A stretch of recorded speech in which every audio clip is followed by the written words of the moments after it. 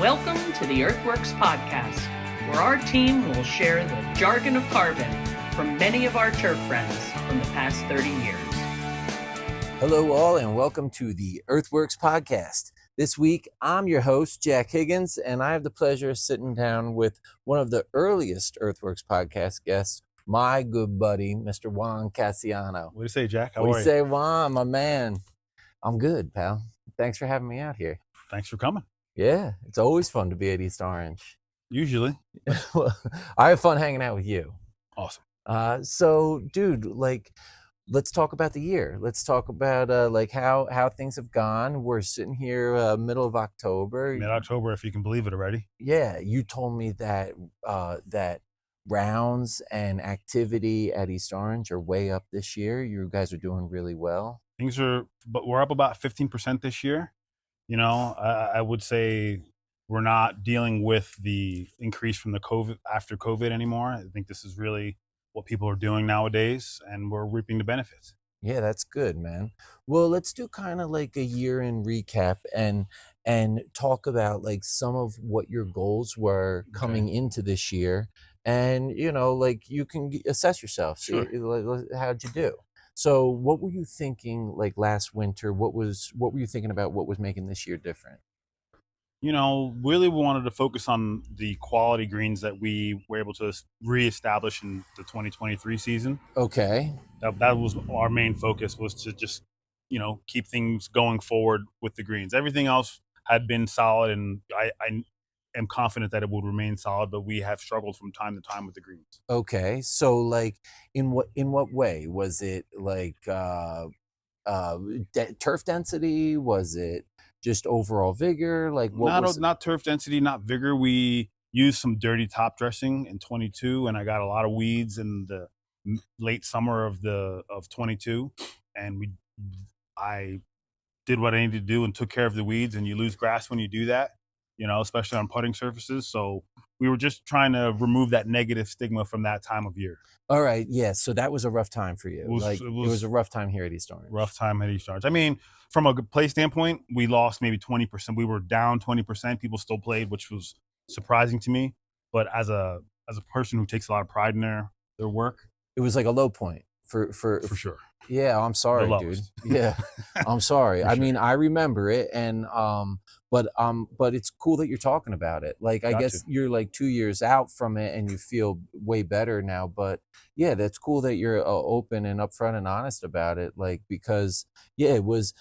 Remind me, you were middle of the season. I think you were waiting on top dressing. It wasn't middle of the season; it was early season. Okay. So typically every March or early April, we top dress heavy. We put out over 3 acres, approximately 40 tons. Mm-hmm. And we weren't able to get the top dressing sand, but I did have 25 tons of some 80-20 mix. I didn't realize it was as impure as it was, so to speak, and we paid the consequence. Yeah, like, I guess like the lesson learned was like you were I mean, things are hard to get, especially back then. It was very hard to get material. Like, trucking was all whacked out. Yes, sir. Everything was whacked out.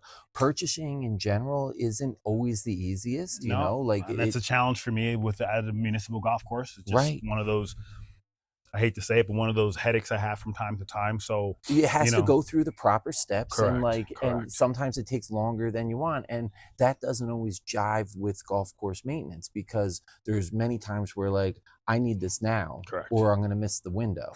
Like, and so I'm more of Mr. Window Misser. Yeah. I hate to say it that way, because I can't plan on, I attempt to, but I'm more the real focus plan and then the backup plan. And often we're on the backup plan. Yeah, that's a good way of putting it, like, and often the backup plan works, but in this case the backup plan burned you. Burned me big time. Oof. Yes, sir. It was, like we said, we're talking about it. I don't want to dwell on it too much, but it's one of those things where when I see the turf now, we rode around out there today. Beautiful. We're dealing with a few issues, but I mean, it's beautiful. It's a lot different. Yeah, it came back immensely. So, on top of how many rounds every year? At least 30. Yeah, 30 plus. 30 plus, at least 30, usually 30 32, 34, somewhere in that. Yeah, so a ballpark. lot of golf that you still pump through here, and you grew these greens back from the brink. So excellent. The at the same time, like I mean, I feel like you've made some changes as well. You said like kind of staying the course on fairways and rough, but your contours, dude, and your shapes are really gotten defined out here. What were some of the things that you've done for that? So the main focus was we talked about it a little bit as we were riding around today, was I wanted to make it a little more efficient to spray. I have a 175 gallon sprayer, and many people will say, oh, why would you limit your playing spaces to what you can maintain? And I'm like, why wouldn't you? That's right. I can't see any other way to do it. As the guy who's out there on the sprayer, it's very important for me to be able to 4 passes up and down, 4.5 passes and on to the next area.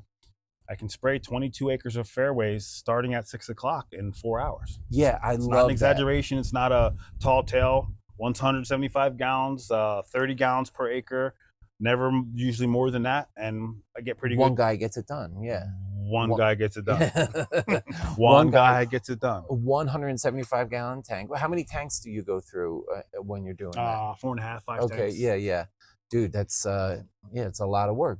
I like the even number of passes, because so you usually do this in order out in front of play. You usually go, or how does that work? Not necessarily usually in order, but many days if it depends on what's going out, I'll start on one at 5 a.m. or 5:30, whenever I can see, typically. Right. And I'll go 1, 2, 3. I usually get through 5 fairway with my first tank. Right. And that type of, all the guys out here that would watch something like this would know, what we got going on. I mean, so your first, so whatever direction your first pass going 6 to 12 on the fairway would be your last pass on an even number of passes. Yeah, it works out. So it works out. So you can move on to the next hole. It just makes it really efficient. So if I'm trying to put out a wetting agent and a little fertilizer, which everyone does different stuff. Sometimes I happen to do that, and I water it in for 6 or 8 minutes behind me with the fairway heads. It makes it pretty efficient. I like that. Start on the right side, up, back, onto the next hole, blow it up. It's hard to beat. Yeah, love it. All right, so you got that going, and that's the way that you get all the work done yourself. Let's see, what else did you do in regards to fairways, rough, tees to kind of be where you're at right now in mid-October? The program was really, I appreciate you saying it looks great out there, but we are lean on fertility, less than a pound of N per 1,000 square feet on fairways for the year. I'm more of a micronutrient type of guy. I focus on, different, I can't give away all my secrets here, but no, different micronutrients at different times, potassium here or. What I like about the way you use some of the EarthWorks products is you take a chance on low use rate, and you get big response out of relatively low use rate. Like when you're using an EarthWorks granular, how much N are you going out with? Always below 1/2 pound, typically 1/3. And that's the 822. A22 is 4/10. I say that's my money rate. Yeah. Where I know the release I'm going to get is predictable. Yeah. That we can keep up with the growth, which is very important. I don't have to in turn run out and put out some PGR to keep up with what the problem I just created for myself. Right. But you get that. But I mean, with all the rounds of golf, you get that recovery. Yeah. All right. Another product I use this year, and before I forget about it, is C3. I use that every year, but you and I this winter talked about increasing the C3 usage. Yeah. And essentially greens, tees, fairways, once a month, got a gallon per acre of C3. On the regular. Every that's the key. 28 days. Consistent. And, Jack Ray's about the color when he's out here. There's not a ton of N going on. There's not a ton of, iron or, I haven't put any Epsom salts in my tank or anything like that. Just, real basic nutrients. Yeah. And I mean, and it shows. I mean, you get a great color response, great growth response without too much growth, without clippings everywhere and everything like that. Yeah, and it's municipal golf. There are guys that are at other levels of golf that the things that I do, might not resonate with them. They wouldn't do it, and I get it, but I'm often working for, and it sounds crazy to say this, but working for yield, where I want a heavy or medium yield on my fairways to help recover from the guys that got drunk on Saturday and doing donuts on my fairways. Well, it's what I come into on Sunday, and if I didn't grow, I guess what I'm trying to say is if I didn't try and grow strong grass, right, there'd be a lot of carnage out here. Right. 3 times this year, donut marks on about 8 fairways. Oh, that's not no, other than surface scuffs, no down to the soil, which I was very happy about. But yeah, you need to have that kind of recovery. Turgid, strong, dense turf. Did they investigate like the vandalism, or there's nothing to figure out? It's nothing really to figure out. Just drunk kids late in the afternoon. They were kicked. Many of them, almost every group got kicked off. One group we had to call the police on. Oh, no good. No dude. good. No good. Yeah. So challenges come in all forms. No doubt.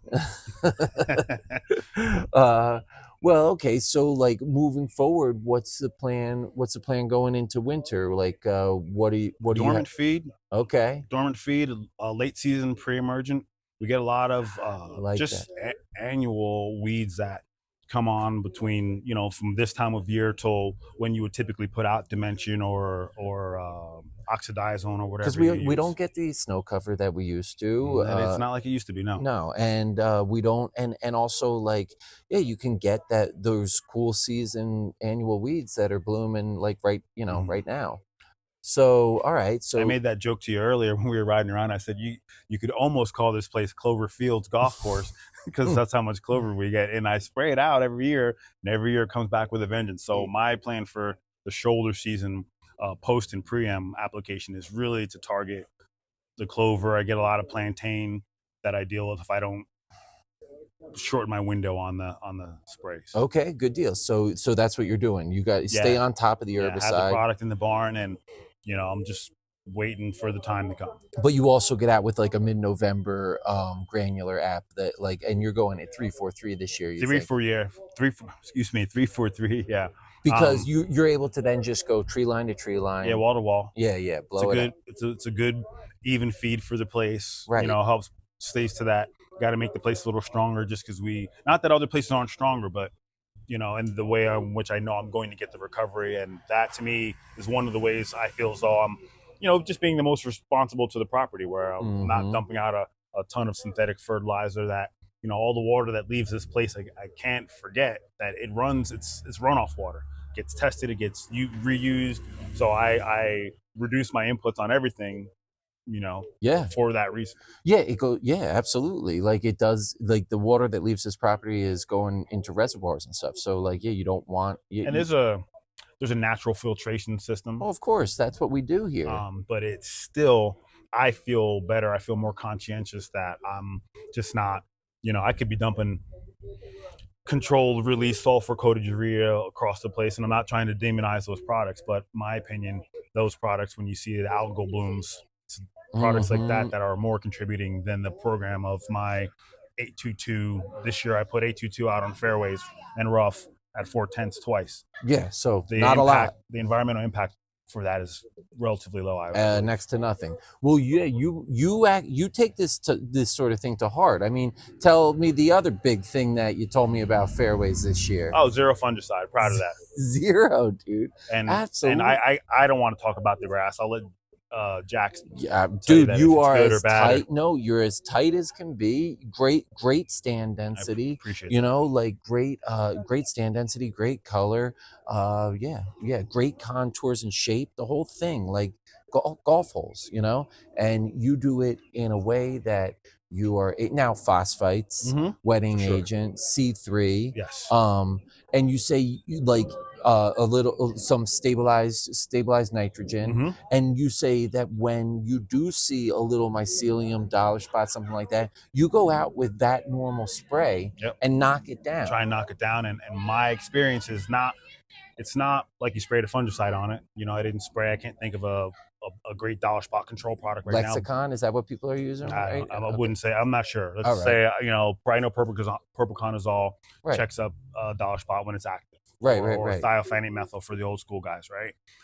It's not as efficacious as that, but it does provide some control when you're trying not to use fungicides. Yeah, well, C3 alone, but C3 and the phosphate and everything, yeah, man. It works real well. Yeah, excellent. What I see after those sprays is the dollar spot usually checks up for a week where it's just not spreading. You don't see any active mycelium. And then in a week, you'll start to see, depending on the conditions, if it gets more humid, it'll get active again. Warm and humid, obviously it'll come back. But if it's windy, it'll stop and subside. And your plant is vigorous enough at that point to grow through it. It grows through new tillers, new rooting. That's my goal. Boom! It grows right through.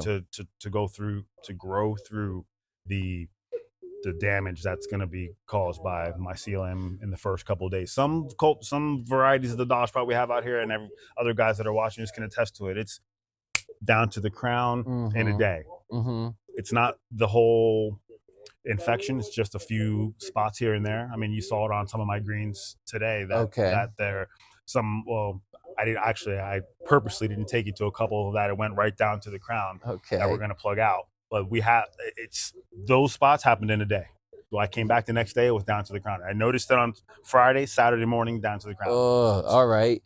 Now, you were telling me that you feel as though with the amending that you've been doing, your greens are behaving slightly differently than you were used to 2-3 years ago. Very different. All right, so very differently. So tell us about what you've done there. Because you have push-up greens. Push-up greens that we drilled and filled the 7.5 by 7.5 spacing for 2 years. You would think, oh, well, that's not going to do much to change your CECs over that time. I'm here to tell you they were one way 2 years ago, and they're the opposite now. Mm-hmm. And I'm not saying my problems are fixed and I'm set and put the drill and fills, the Fluid McKay machines away. No. I'm just saying that I wanted to make a change. The change has happened, and I'm real happy with where they're at. I got to feed in a different way now. Yeah, because you get lean, and on purpose. Lean on purpose. Yeah, right. Those nutrients with more sand in the profile are just flushing through. So the other thing is that and we talked about is that the rain events tend to be a little bit different lately, where they're hard and fast, more frequently. Well, we got in August. August was tough on us here. We got 13 inches of rain. Yeah, man. I mean, I don't know what you can do for the guys that spray on a 10-day, 7-day, schedule, or the guys that I'm gonna wait a little bit. Everyone had challenges. Absolutely. Through those challenges, I said, I didn't really. I had a little Pythium on 6 approach. Okay. And I just wasn't able to get out and do anything about it. And I didn't have any ban or anything I felt was going to be effective on it. Okay. And the weather pattern changed. It happened at the end of all that 13 inches of rain. It was the only area. So I just, unfortunately, had to take the attitude of suck it up and look at it, which is tough and it's hard. But yeah, but you also had a plan as to how to grow through it as well. How to grow through it. And I had another consultant come out 2 weeks ago and was saying the same things that you're saying about my fairway density. Dude, and stand density is remarkable. I was like, well, I've only a couple apps, 822, regular C3. I told them the whole rigmarole that I put out, and it's working. Yeah, it's working. But I did a big Lime app last fall. I think that's all based on soil tests. All based on correct. Yeah, I get my soil tested quite a bit out here. Probably about 5 times a year. Yeah. So I use Corey from Soil and Water Consulting just to. Very good. He's great. He tests my water a couple times a year. I have high bicarbonates. I wouldn't have ever known that I had that issue without testing it. That's where the C3 does certainly help. You also acidify when you can. I acidify, put out a ton of calcium. That helps quite a bit. Yep. I would say my use of calcium has mitigated the bicarbonate issue. Yeah. It's not an issue. There's times that I know you've come out here, I wouldn't say in October, but maybe September or August, and things are a little crispier. Crusty. It's the only way to say it. It's crusty. It's the accumulation of the salts in the soil, and you can see it. If there's a spot where there's a ball mark or a little scuff mark that hasn't been replaced yet, you'll see it just looks crusty. It feels crusty.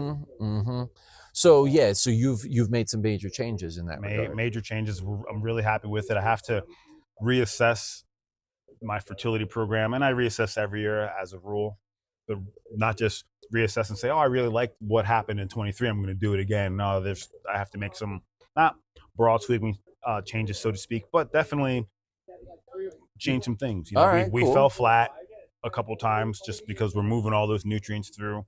I ran the greens really lean this year, and I was happy with them most of the year until the rain came. Yes. And August. Good point, dude. And then I put out, thinking that I know what I'm doing. I'm going to put out a little granular, get ahead of it. Most guys, I wouldn't put out in the summertime. Well, I'm not most guys, so stop that. Yeah. And it worked out great until we got a little more rain. Yeah. And I'm just not.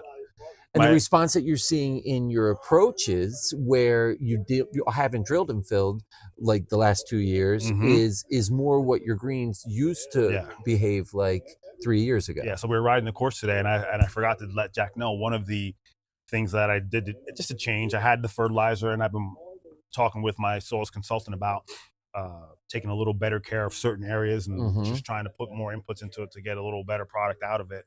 And I put 10-2-5 at a half a pound on approaches, and the approaches just are awesome. They're money right now. They're money, cash. Yeah, for sure. And as a result of that product alone, so love it, man. Thank you. Yeah, good deal. I appreciate it. Yeah, so all right, so that's what you've kind of come to this year. You were telling me about some tea expansions that you have planned, some tree work this winter. A lot of tree work. We're trying to get about $45,000 worth of tree work. Nice. We have a lot of standing dead trees from emerald ash borer damage. Yeah. And it's just time. They're close to play areas, and they're hazard trees, and they need to come down. And all of this gives you some opportunity, and your mind is running really rampant on some new shaping. Like you're seeing opportunities. Okay, well, when we take these trees down, like we can reshape the fairway out a little bit, or reshape the approach or the green surround out. Yeah, we talked about that on 7 surround, not as a result of tree work per se, but when this course before was renovated, they just put cart paths everywhere, and the golf purist does not want cart paths everywhere. Right. So there are definitely areas that we can remove them that will enhance, your golf experience. You miss a chip around the green, and you're 6 feet from the green, it shouldn't bounce on a cart path, in my opinion. No, definitely not. Yeah, not right.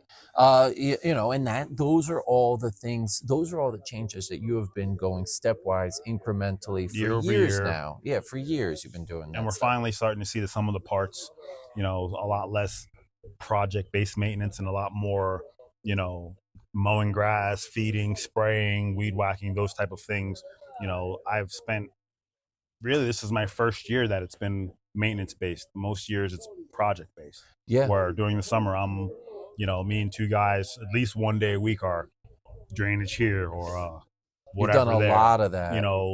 2-3 years ago I connected. We had 4 or 5 holes that did not have continuous cart paths. Myself and one other person put those in from June to by August 15th they were all in.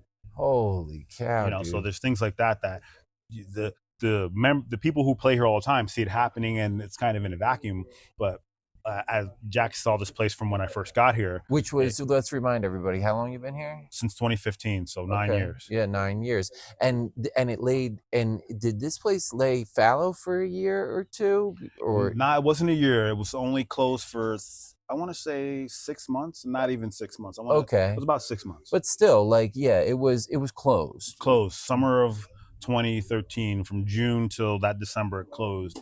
Well, then it was closed for the growing season, which is which is significant. It was. But they weren't making any money here. I won't talk about all the finances. No, but I just want to set everybody up to know that 9 years ago, this essentially was grown over. It was a pasture. When I interviewed for the job, I went to East Orange and I met for my first round of interviews, and it happened the opposite way it normally happens. You normally see the property first, but there was just a communication mix-up. So I came after the interview. The first round went well.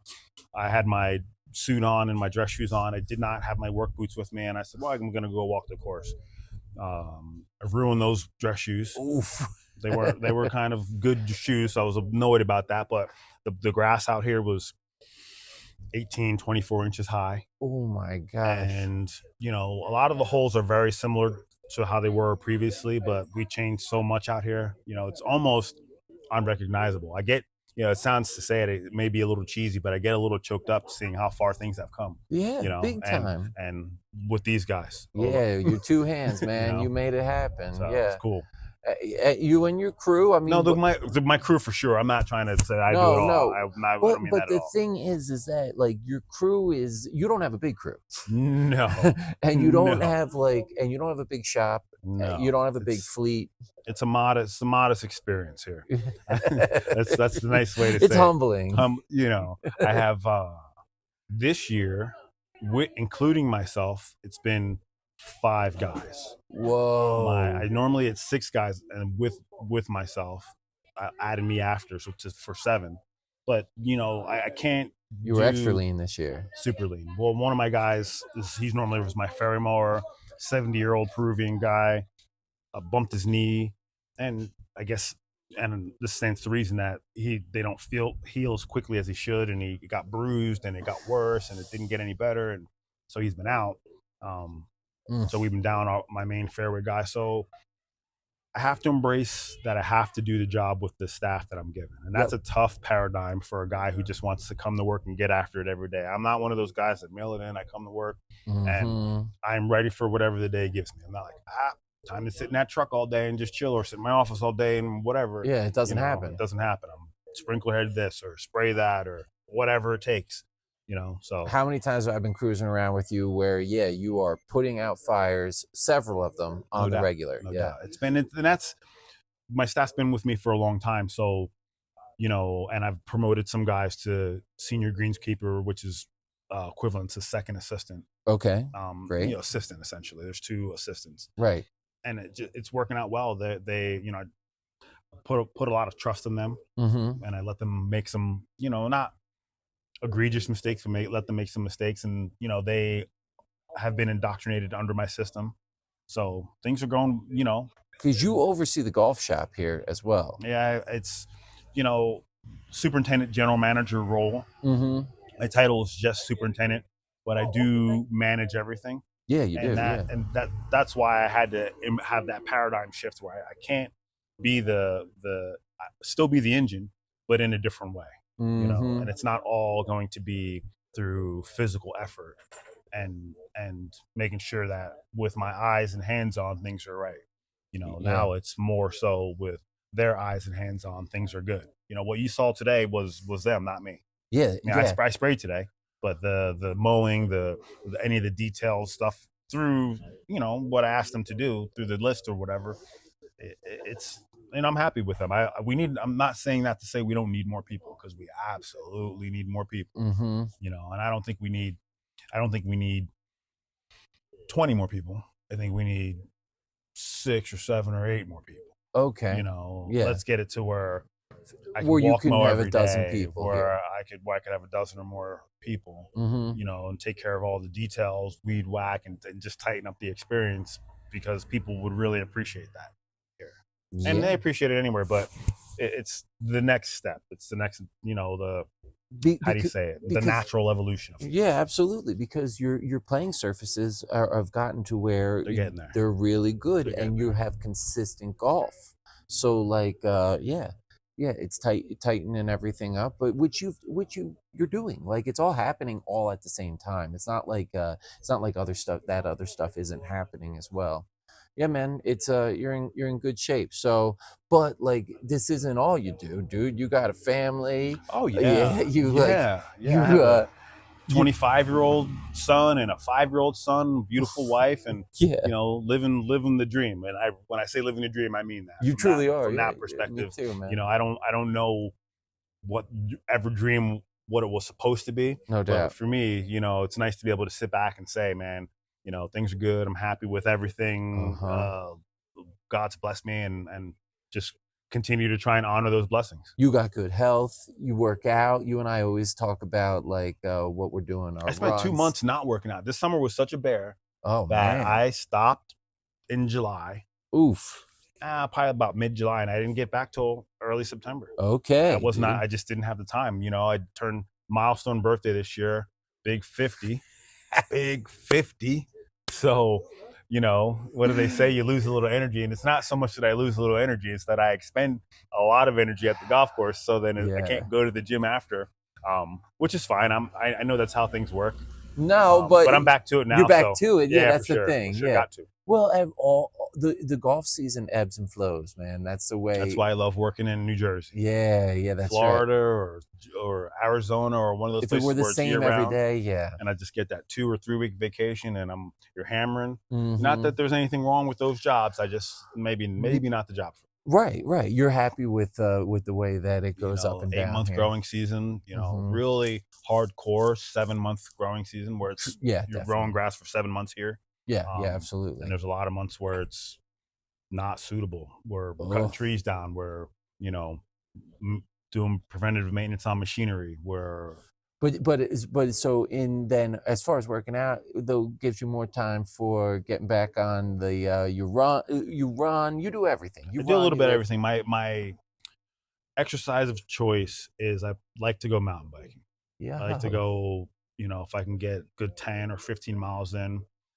The problem with that is, and there's no real problem other than I just don't have the time for that. Yeah. It's going to consume. How about the location? Where do you like to do that? Manasquan Reservoir. Oh, yeah. And that place for me is just, I grew up in the mountains in the woods, so it just reminds me of home. Yeah. Feeds my mind for that. And I think that's where Pat Husby does a lot of his runs. Yeah, I see him there. Oh, I haven't seen him in a while, but I see him when I was going regularly. It's time for me to invest in a new mountain bike. Is he beast mode? Oh no, Resolute. Resolute. That's his hashtag. Resolute. Yeah.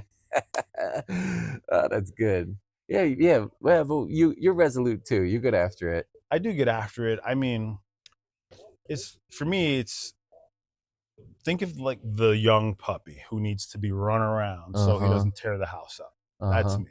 I hate to use that's a terrible to say that out loud on a podcast, but I wake up I sleep for about 5 or 6 hours. I have a lot of energy. Yes. And if I don't get the energy out, my poor wife and I have a little young son, he's 5 years old, Emmanuel. They just they're know. Like, Dad, you got to go. Or my wife say, honey, you got to go do something. Go burn it out. Yeah. Go burn it out. So, but Emmanuel's great with that. We were always, by my side, playing in the yard and doing stuff where he will not let me rest. That's the best. Well, and you don't rest. So when I try to, right? And the off chance that I want to watch a little tube. Right. He's like, no, Dad, outside. No, Dad, what's awesome is when you have a little 5-year-old and he was 4 and 3 and 2, etc. Is I get to play like a kid at every age. At 50, life is just very little of that whimsical. I can just. And you've done it twice. You did it twice, like with 2 times, with a big break in between. Yeah, huge break. 20 years, something like that. Oh my gosh. There's a 19-year gap between my oldest kid and my youngest kid. Yeah, wow. And life is. Life's fun. How do you say it? There's no script, right? Yeah, that's right. Dude. So I want to make the best of it and be happy and all those things. So yeah, it's not. Before I met my wife and all those, when Xavier my oldest son was 16, 15, I'd be like, I'm almost free. Like, yes, I'm almost free. Now I'm just. You're still free, dude. Yeah, because you're doing what you want to do. Yeah. Different. I don't view it negatively at all. It's, Well, you have responsibilities. You better get up and pay that gas bill and the kid's not feeling well. You better leave work. Yesterday he wasn't feeling. It was an incident in the lunchroom. My wife calls me. You got to pick him up. I don't have any time. She's a teacher, but she's got a limited amount of days. Sure. So she's like, please go pick him up. They're calling. He got, Yeah. And so what do you got to do? Run down the parkway. Go get him. No. Set the cruise control at 78. And get listen get to my after sports talk. Yeah, good deal. Oh, by the way, we're both Giants fans. Yes, sir. We had a big win. Big dub over the weekend. Seattle. That was a great game, dude. Gino and the boys packing. I tuned in right in the middle of that, or no, right at the beginning of that long drive in the first quarter. Okay. You know, and then they fumble it on the end line, like, and they return 101-yard fumble. Seattle returns it for the 6th, and I'm like, oh my gosh, the Giants just break your heart, dude. So I feel like being a Giants fan is like stress conditioning. Yeah, you know. So I turned it on at the end of that play. So okay. I see the Seattle defender running into the end zone, and I'm like, man, I know we got the ball because I just went into the kitchen and did 3 or 4 things and came back. Right. You know, so the stress conditioning was like, I normally at that point, I would have turned it off. Yeah, I was ready to turn it off. As the team has been in years past, I was going to just put on another game because I love football, so I'll watch whoever else was on. Right. I'm really liking the Commanders now. They've been looking great. Oh, dude, their quarterback's awesome. Yeah. So fun to watch. I stuck with the game. Me too, and I think it was because the next set of downs, like they held them at like 4 downs. Yeah, 3 and out. Yeah. And then they. So they look good. They look good. They look. I mean, for one game, yeah. It's. I don't think you're going to make 9 wins. Whatever. I got a bet with my guy in the shop that I need 10 wins. So. Yeah. All right. Well, I don't see that happening. It's going to cost me a 50 piece, but it is what it is. It is. I don't see that happening either. I wish I could get it, man. I've been losing a lot of money to this kid. Daniel Jones? No. This kid in the shop. No, my guy in the shop. I thought you meant chasing Daniel the dragon Jones, a little bit. I just keep betting now just to try and win something, and it's bad. It's why I don't gamble really in real life. Yeah, no doubt, dude. It's not for us. And we that's a good point. We got to go to the NJ Expo, the Green Expo down in AC. And that is the time where I stay away from the gambling. No, I don't ever. It's not my thing. It's not my thing. I got plenty of vices. That's not one I need. Yeah, I don't need anything else. I'm good. Thanks, full on that stuff. Thanks, guys. Gracias. Oh, man. So let's see. You got seed going in the ground, or is it already there? Or? So seed, I typically would start seeding beginning of October. Just how I do it here, right before leaf drop. Try and get it all out. This year, it's not going to happen quite like that. Okay. Teas are getting seeded today. Got seeded today, and we'll finish up the front 9 tomorrow. Good. Airify. Drop ryegrass seed, 350, 400 pounds to the acre, somewhere thereabouts. Yeah, so nice, good, heavy rate. Nice, heavy rate. This doesn't make much sense, but because I believe a little bent grass helps to make a denser stand of turf, we always put out it makes sense, pound dude, per 1,000 square feet. And I think you've seen that in your fairways. I've seen it we've been doing that program in my fairway, so we're moving it to the tee boxes now. Great. And it helps them be healthier and just a little thicker. Better turf stand. Better turf stand. And we talked about that. We stood on 4 tee box, and I said, it's hard with my staffing levels to take really good care of tees. I go to places. I played Galloping Hill, the Learning Center 9 this summer with my brother-in-law and a couple buddies of his, and I was impressed with the tee boxes. Right. His tee boxes were awesome. Yeah. But I know he has the staff to be able to, he or she, I don't know who the superintendent is there, has the staff to be able to get them to be at that level. I frankly don't. Many days in the summertime, it's me and 2 guys or me and 3 guys that I'm staring at, and that's who's getting the work done. Oof. I said 5, right? I know, wait, the dude said 5 a minute ago. I did. But you know how it goes, where people call out or, they want to go to the beach with their family. Yeah, stuff happens. God forbid you want to have a life and do something else. Oh, no, dude. Yeah, no, we should. We should. Yeah. That's and that's the difference now. Like that, it wasn't like that when we were coming up. No, and I'm the type of boss where I encourage my staff to do that. And if it means that, and it often does that, I'm on a machine here or there. It's funny, I try to stay off the machinery because every time one of my supervisors from the city sees me, they'll say, man, you're in your happy place. No, not really. Yeah. And I'm not saying it to be sarcastic. I'm just saying, like, it's not my happy place. I'm just, in my mind, it's whatever it takes to get the place to be where I want it. And really to get it knocked down so it's in good shape for that day's play, But setting up for the rest of the week, like for Friday. We're focused on having the fairways mowed at least 2 times that week by Friday. Rough mowed at least 2 times a week by Friday. You know, so we have some metrics that, which, you know, same thing a lot of other people are trying to do, but but you're trying to get it done with so little people, right? Yeah. You know, and I'm not saying I have 35 acres of fairways and 70 acres of rough that we're trying to knock down. I don't. It's only 22 acres and about 40 acres of rough that we're trying to knock down. Okay. But it's a task. It's a chore. Yeah, it's a task. Without having one dedicated fairway mower, one dedicated rough mower. Like, you know, so-and-so Jose comes in or William comes in that day and that's what he's doing. No, it's typically, you know, 3 of the guys will walk mow in the morning during the summer. And then you send them out to do, you know, mow fairways in the afternoon. It works out, you know. Right, it just takes a couple of days to get jobs done. And then you fill in all the gaps in between. And then I'm the stopgap. So yesterday my stopgap job was tines and air fryer. There's not many jobs that I don't like to do. One job that I'm not really fond of is changing tines over on the 648.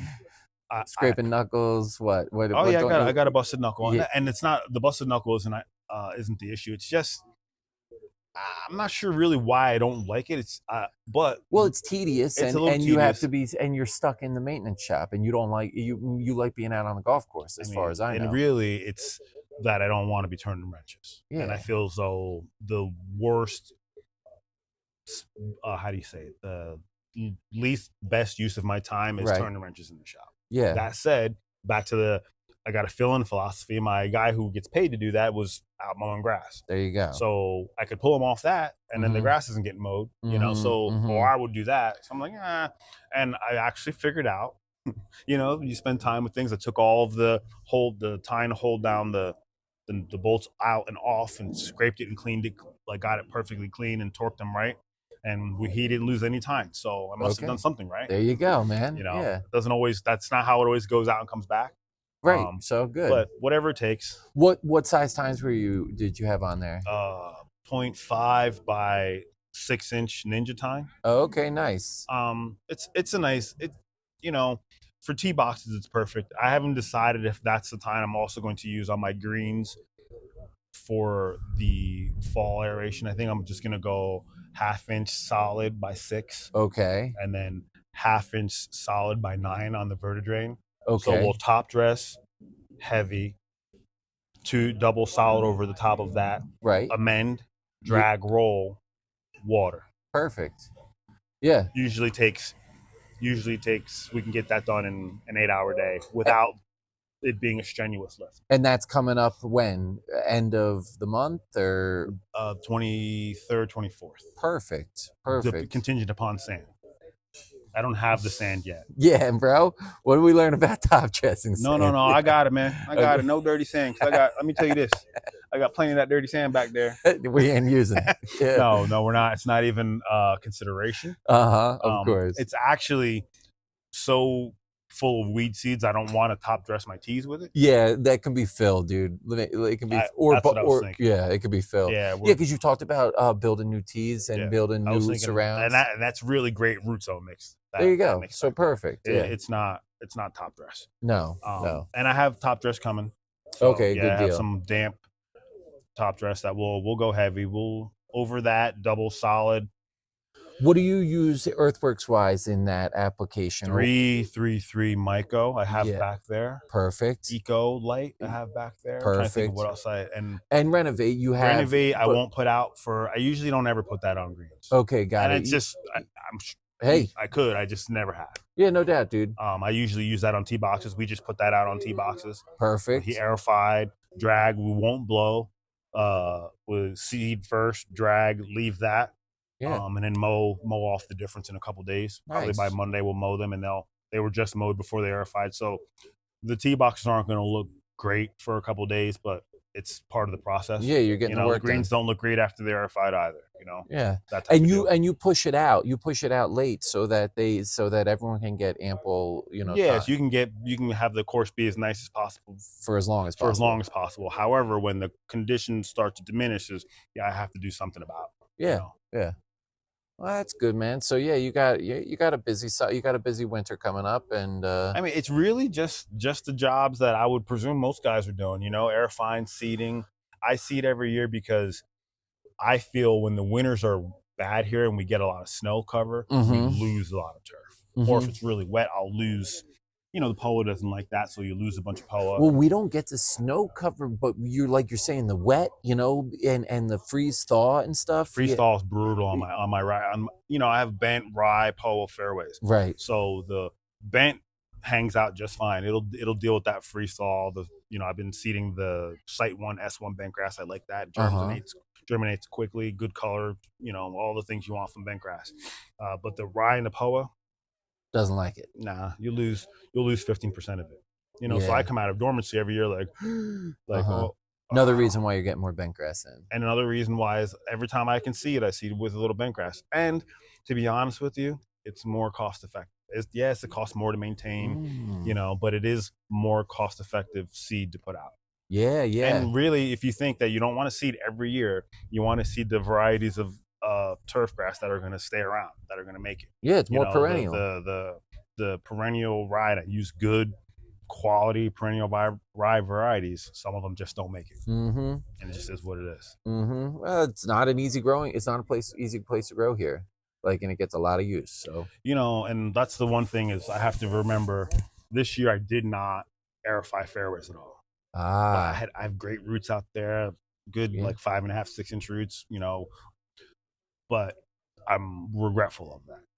Yeah, well, I mean, you have to make cuts where you right. Yeah. My tractor wasn't working right, and it's tough to get fixed. Now that's back on the Met. It's back where the hydraulic pump is repaired and it'll lift and lower the implement properly. So I'll be able to send out we have a seed evator with the long 5-inch tine. Cool. We double seed evate fairways. Cool. Not always with the seed at that time. I typically like to send the guy right after and broadcast it. Just a more precise way to do it. But you like that machine. Yeah. I mean, here we do it because there's a ton of rocks.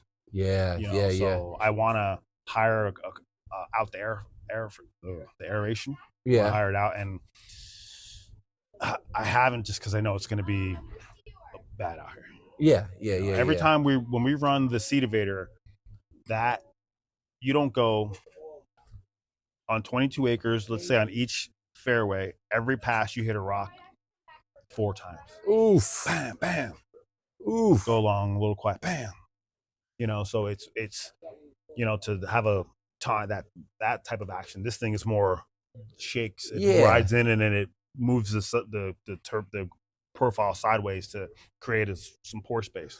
And it's huge. The 5-inch tine is huge. You can either do 3 or 5. That was here before I got here. They spec'd it out with the 5s. And we've done it almost every year that I've been here, rough and fairways. And those things are still every bit of 5 inches. They're not, okay, it's not like great. how sometimes solid tines wear down over time. They're still great. Still really good. So that's really it. Just trying to get seed out, aerify.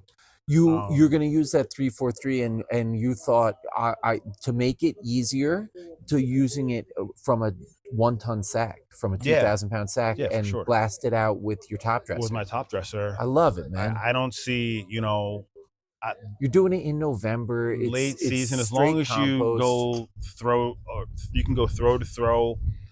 I'm going to cheat and say we're going to do it in the dew. I don't want to hear anyone say don't. No one cares, dude. But I know that if me or the one guy that does most of my fertilizing is on it in the dew, it'll be even. Yeah, it'll be nice. It won't be striped up. It won't be. Yeah. He's money. He does a real nice job getting it even. I'm not worried about myself, of course. Yeah, no, there you go, dude. And that's the way to do it. And it's less bags. Less bags, man. You're not breaking your back because you'd have to get them up real high into the Pro Pass 200. Right. So less bags, you can lift it up, and you can keep those sacks too. Yeah, use them for something else. Yeah, use them for something else. I mean, because there's a zip tie on. It's a pull tie on the bottom, that opens it up. So anyway, dude. Well, good deal. I think that's you got the plan. You got the program. I'm excited about the different surround expansions that you're talking about. That'll be the new tees and the new tees will be nice. That my takeaway is the tee. The look of the course from the tee is a little it's kind of easy, you know. And I have friends that might watch this that played golf with me. I'm no great golfer, but I tear it up out here at 5,700 yards. Yeah. You know, I'm not saying that moving it back just to move it back. I think moving it back for the people who are looking for more of a challenge, they'll get exactly what they're looking for. Perfect. All right, man, that's exciting. And we'll check back in with you, like you know, in the next couple of years. Sounds good. See hear how this went. Sounds good. All right, brother. Well, thank you. Thanks for being on. Juan. Thanks for having me, buddy. All right. Thank you, everyone. Enjoy.